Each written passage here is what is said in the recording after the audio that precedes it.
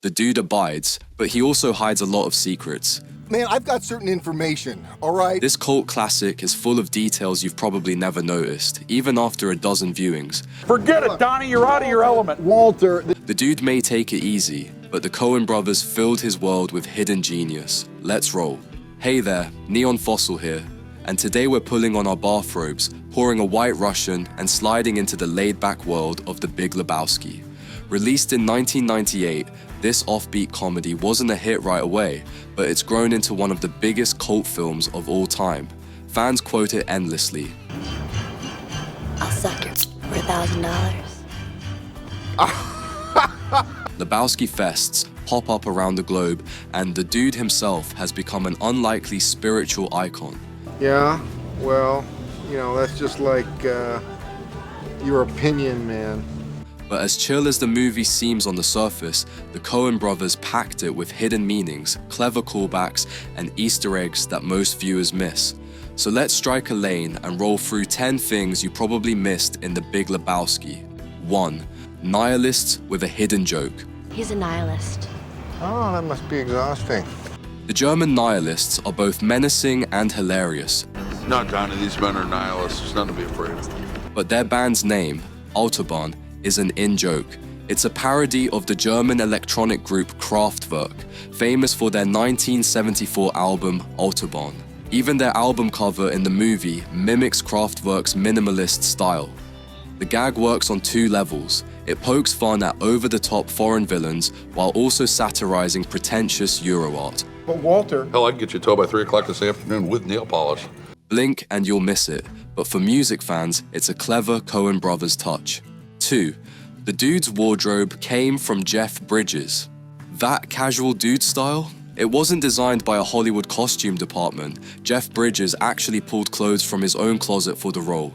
His jelly sandals, slouchy sweaters, and pajama bottoms weren't carefully curated costumes, but his real-life outfits. You don't go out looking for a job dressed like that, do you? On a weekday?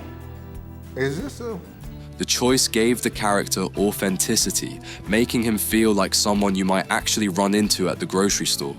It's also part of why the dude resonates with fans. He looks lived in, not polished. 3. The rug ties it all together, literally. We all know the famous line, Yeah, man, it really tied the room together. but the rug is more than just a plot device. It symbolizes how the dude's chaotic life gets disrupted by outside forces. Notice how every major conflict in the movie stems from that rug. How was your meeting, Mr. Lebowski? Okay. The old man told me to take any rug in the house. The Coens deliberately chose such a mundane object to highlight how absurdly small things can spiral out of control. It's not just a gag, it's a metaphor for how fragile balance can be when the universe decides to mess with you. 4. The Bowling Dream sequence was a Busby Berkeley homage. One of the film's most memorable sequences is the dude's surreal bowling dream, complete with choreographed dancers and psychedelic visuals. What many don't realize is that it's a direct homage to the elaborate musical numbers of Busby Berkeley, a choreographer famous in the 1930s for geometric patterns of dancers shot from above. The Coens recreated that style as a bizarre fever dream, connecting old Hollywood spectacle with modern absurdism. It's the dude's brain on bowling and white Russians. 5. Walter's obsession with Vietnam was inspired by real vets. John Goodman's character, Walter, constantly references Vietnam, no matter how irrelevant it is to the conversation. Smokey, this is not Nam. This is bowling. There are rules. Hey, Walter, come on. This wasn't just random comedy. The Coens based Walter on people they'd met who had trouble adjusting after the war, often framing every aspect of life through that experience. You know, dude, I myself dabbled in pacifism at one point. Not in Nam, of course. Walter's intensity is both funny and sad, showing how trauma can linger in unexpected ways.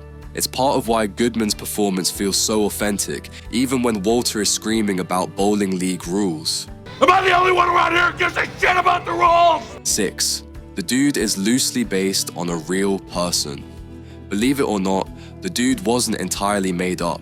The Coens loosely based him on Jeff Dowd, a film promoter they met in the 1980s who was nicknamed The Dude. I am not Mr. Lebowski. You're Mr. Lebowski. I'm the dude.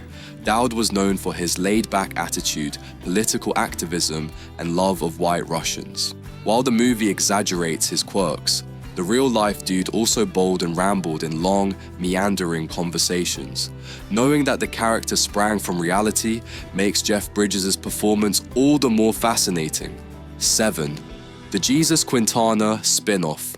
John Turturro's unforgettable character, Jesus Quintana, only appears in a couple of scenes, but he stole the show. Jesus. You said it, man. Fans loved him so much that decades later, Turturro got permission to direct a spin-off film called The Jesus Rolls in 2020. While it didn't earn the same cult devotion as The Big Lebowski, the fact that a minor character had enough staying power to get his own movie shows just how rich and strange the film's world really is. 8-year-olds, dude. 8. The dude rarely bowls. Despite bowling being the film's central theme, have you ever noticed that the dude is almost never shown bowling? Obviously, you're not a golfer. He hangs out in the bowling alley constantly, but the only characters we really see competing are Walter and Donnie. The Coens did this deliberately because the dude doesn't care about the game. He's just drifting through life, letting things happen around him. It's another sly joke about how he's the least ambitious protagonist in cinema history. 9. Donnie's silence is symbolic. Steve Buscemi's Donnie is constantly being told to shut up by Walter. You're like a child who wanders in the middle of a movie and wants to know. Walter, what's the point? And he rarely finishes a sentence. Some fans believe Donnie represents the quiet innocence of their trio, the one voice always drowned out by louder personalities. When Donnie dies suddenly, it feels like the loss of innocence itself, a dark punchline in a film about absurd chaos. It also gives Walter's bluster a tragic undertone, showing how his aggression silenced the one gentle soul in their group. 10. The dude's philosophy sparked a real religion. The dude abides wasn't just a funny line, it became the foundation of an actual religion called Dudeism. Founded in 2005, Dudeism is a laid-back philosophy that encourages people to go with the flow and live stress-free, modeled on Taoism and the dude's worldview. There are now ordained Dudeist priests around the globe, weddings performed in bathrobes, and entire communities living by the dude's example. What started as a joke in a Coen Brothers movie turned into a spiritual movement. Yeah, well, the dude abides. And there you have it. The Big Lebowski is way deeper than it looks at first glance.